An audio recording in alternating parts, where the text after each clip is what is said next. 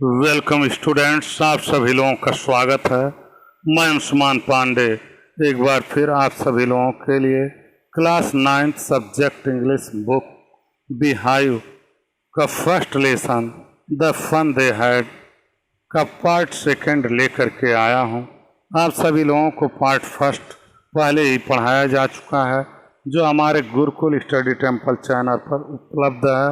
तो सीधा चलिए हम सभी लोग चलते हैं अपने पार्ट 2 के टेक्स्ट के ऊपर। पार्ट फर्स्ट में आप लोगों को सेंचुरीज एगो तक पढ़ाया जा चुका है। अब पार्ट सेकेंड यहाँ से प्रारंभ होता है। मार्गी वाज हर्ट, मार्गी के हृदय को चोट लगा, उसके हृदय को कष्ट हुआ। वो कही वेल अच्छा, I don't know what kind of school they had all that time ago. अच्छा, मैं नहीं जानती कि किस प्रकार का स्कूल बहुत समय पहले वे सभी लोग रखते थे। She read the book over his shoulder for a while. उसने इस किताब को for a while, एक क्षण के लिए, एक समय के लिए रेड पढ़ी। कहाँ से? ओवर हिज सोल्जर, उसके कंधे के ऊपर से, यानी कि टॉमी के कंधे के ऊपर से एक समय के लिए वह इस किताब को रेड मीन्स पढ़ी। देन सेड, तब कही, एनीवे जो भी हो, दे हैड ए टीचर, उनके पास एक अध्यापक होते थे, यानी कि वे एक अध्यापक रखते थे।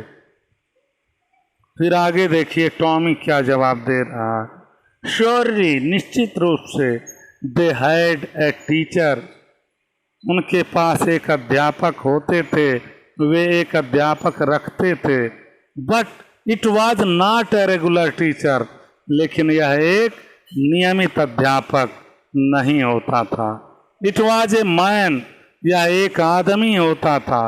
ए मैन, एक आदमी। How could a man B a teacher, कैसे कोई एक आदमी अध्यापक हो सकता था। ये बात मार्जी बोली। वेल अच्छा, he just told the boys and girls things and gave them homework and asked them questions. वह लड़के तथा लड़कियों को वस्तुओं के, चीज़ों के बारे में ही नहीं बताता था, बल्कि उन्हें गृह कार्य भी देता था और उनसे प्रश्न भी पूछता था। A man is not smart enough. अब फिर मार्गी जवाब दे रही है, एक आदमी इतना पर्याप्त रूप से बुद्धिमान नहीं हो सकता है। फिर टॉमी क्या कहता है? श्योर ही इज, निश्चित रूप से वह बुद्धिमान हो सकता है। My father knows as much as my teacher, मेरे पिताजी उतनी ही जानकारी रखते हैं, उतना ही ज्ञान रखते हैं जितना कि मेरे अध्यापक रखते हैं। यानी मेरा अध्यापक जितना बुद्धि रखता है, ज्ञान रखता है, जानता है, उतनी ही जानकारी मेरे पिताजी को भी है। He knows almost as much I बेचा। वह कहता है, टॉमी कहता है, मैं शर्त लगाता हूँ कि वह लगभग उतना ही जानते हैं, यानी कि जितना यांत्रिक अध्यापक को जानकारी है उतना ही।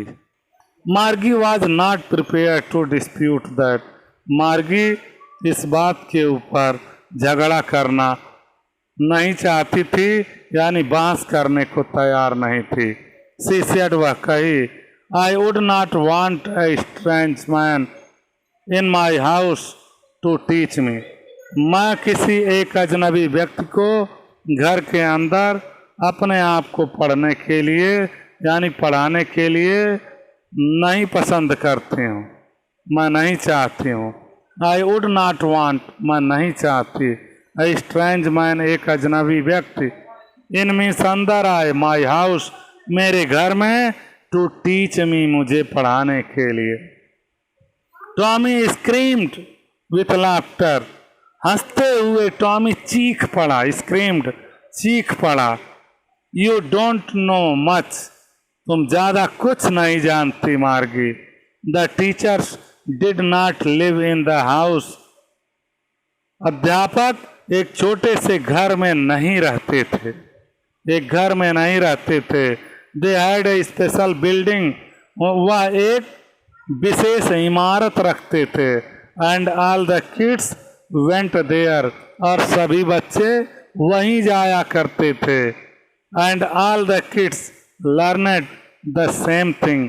और सभी बच्चे एक ही चीजें पढ़ा भी करते थे। ये बात मार्गी बोली।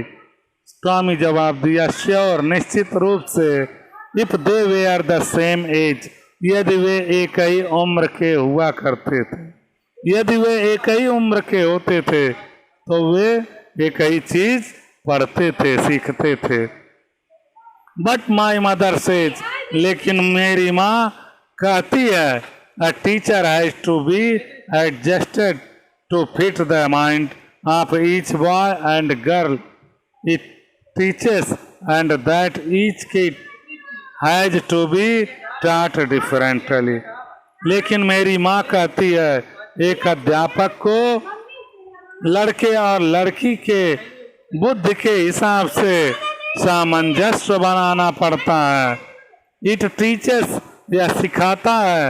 And that each kid has to be taught differently, और प्रत्येक बच्चे को उसे अलग अलग सिखाना पड़ता है। जस्ट द सेम, ठीक उसी प्रकार से। दे डिड नॉट डू, वे ऐसा नहीं करते होंगे। दैट वे, उस तरीके से। देन तब। If you don't like it, यदि तुम इसे पसंद नहीं करती हो।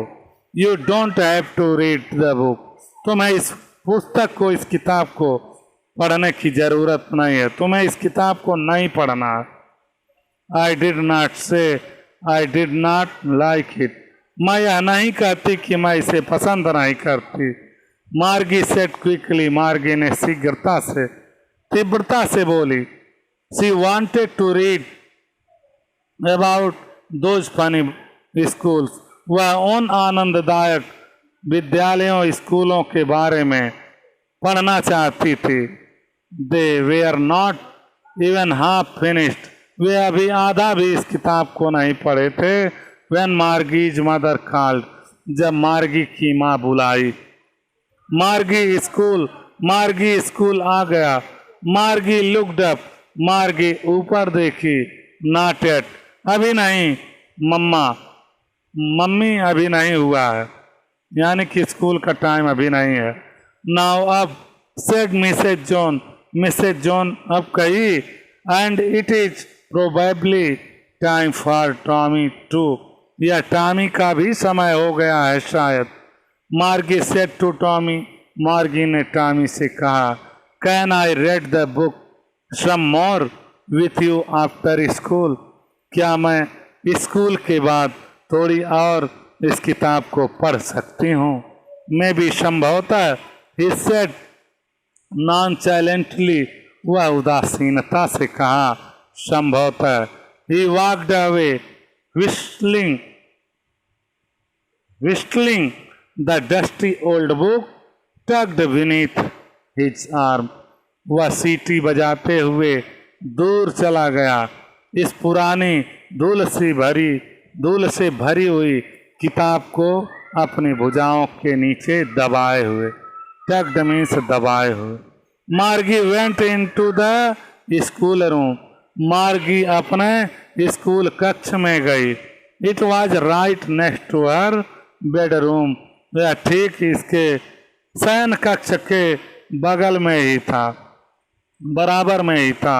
And the mechanical teacher was on, और मैकेनिकल टीचर यांत्रिक अध्यापक ऑन था, यानी कि चालू था, उसका स्विच ऑन कर दिया गया था। एंड वेटिंग फॉर हर, और वह मार्गी का इंतजार कर रहा था। इट वॉज ऑलवेज ऑन, यह हमेशा ऑन रहता था। At the same time means इसी समय पर। एवरी डे, प्रत्येक दिन। एक्सेप्ट सैटरडे एंड संडे, शनिवार और रविवार को छोड़कर।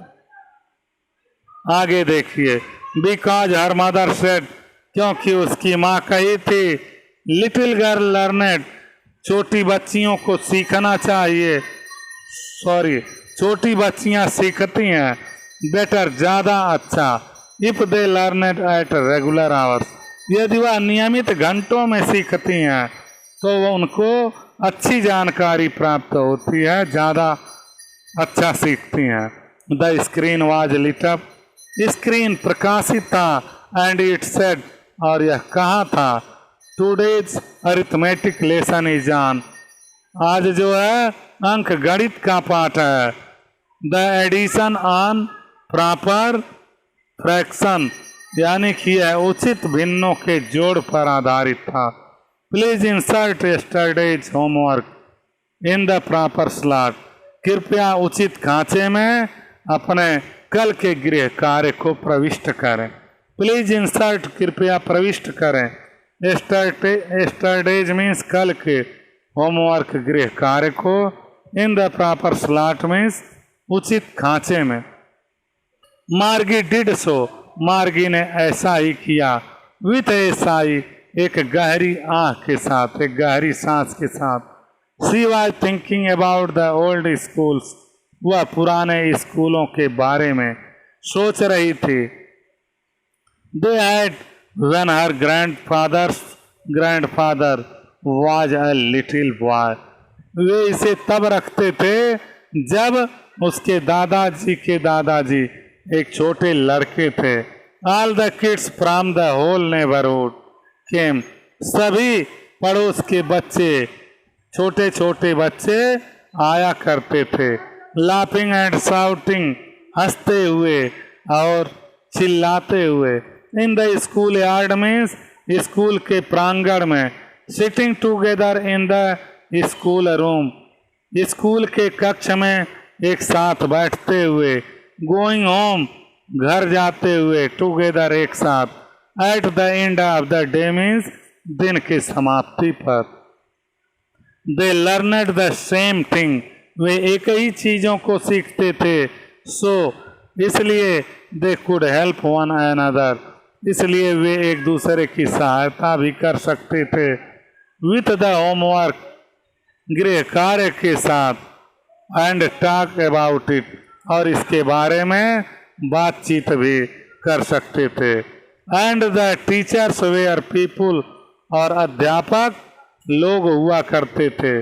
The mechanical teacher was flashing on the screen, यह यांत्रिक अध्यापक, द मैकेनिकल टीचर, यह यांत्रिक अध्यापक, वाज फ्लैशिंग, चमक रहा था, on the screen means, screen के ऊपर। When we add fractions 1/2 and 1/4, जब हम भिन्न 1/2 और 1/4 को जोड़ रहे थे। मार्गी was thinking about how the kids must have loved, मार्गी सोच रही थी कि वह कितना आनंद पाए हैं। इट मीन्स, इसके बारे में। In the old days means, पुराने दिनों में। She was thinking about the fun they had, वह उस आनंद के बारे में सोच रही थी जिसको उन्होंने पाया था, जिसको उन्होंने प्राप्त किया था, उस आनंद के बारे में वह सोच रही थी। कौन पाए थे? उसके दादाजी के दादाजी जब एक छोटे से लड़के हुआ करते थे, तो उस आनंद के बारे में सोच रही थी। इसी के साथ ये लेसन समाप्त हुआ। आशा करता हूँ आप सभी लोगों को ये लेसन बहुत ही अच्छी प्रकार से समझ में आया है। आप सभी लोगों से निवेदन है कि चैनल को लाइक कीजिए और तुरंत सब्सक्राइब कर दीजिए और शेयर कीजिए। धन्यवाद। All of you.